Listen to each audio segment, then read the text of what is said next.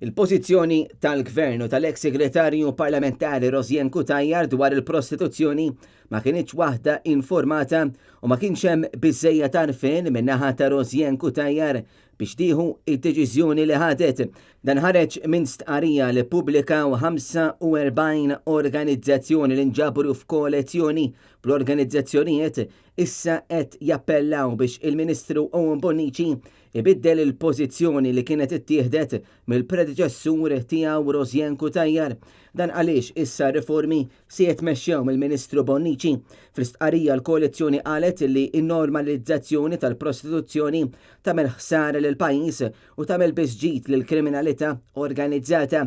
Kważi 3 minn kull 4 Maltin jaħsbu li legalizzazzjoni tal-prostituzzjoni tagħmilha faċli biex jikbru ir-reati marbuta ma' ħasil ta' flus, traffikar tal-persuni u drogi.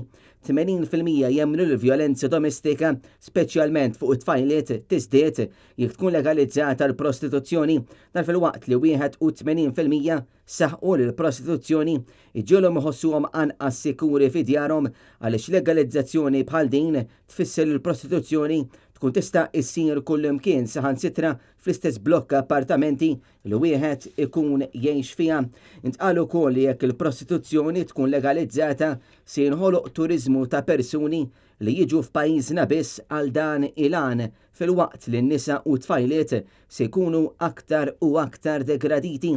Il-koalizzjoni qalet li bl-aħħar żviluppi li Malta teffaċċja anke fid-dawl tal-grey listing mill-FATF, Malta ma tistax taffordja aktar dubju bil-liġijiet li qed ifassal dan il-Gvern.